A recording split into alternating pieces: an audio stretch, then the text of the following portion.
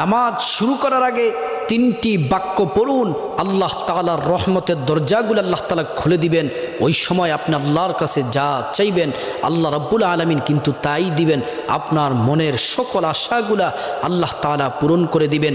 আল্লাহর পেয়ারা হাবিব সাল্লাল্লাহু আলাইহি ওয়াসাল্লাম নামাজের ইমামতির জন্য সামনে গেলেন, কিন্তু পিছন দিক থেকে একজন সাহাবী উচ্চ সুরে বাক্যগুলা বলতেছেন। আর আল্লাহ রাসূল নামাজ শেষ করার পরে জিজ্ঞেস করলেন, কে এই বাক্যগুলা পড়েছ?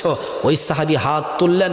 আল্লাহ রাসূল বললেন, তুমি এই দোয়া পড়ার সাথে সাথে আল্লাহ তাআলা রহমতের দরজাগুলা খুলে দিলেন। তুমি ওই সময় যা চাইবা দোয়াগুলা পড়ে আল্লাহ তাআলা তাই দিবেন, সকল আশাগুলো আল্লাহ তাআলা পূরণ করবেন। দোয়াটি হচ্ছে আল্লাহু আকবার কাবীরা ওয়ালহামদুলিল্লাহি কাসীরা ওয়া সুবহানাল্লাহি বুকরাতা ওয়া আসীলা। এই দোয়াটি পড়ার সাথে সাথে আল্লাহ তাআলা রহমতের দরজাগুলা খুলে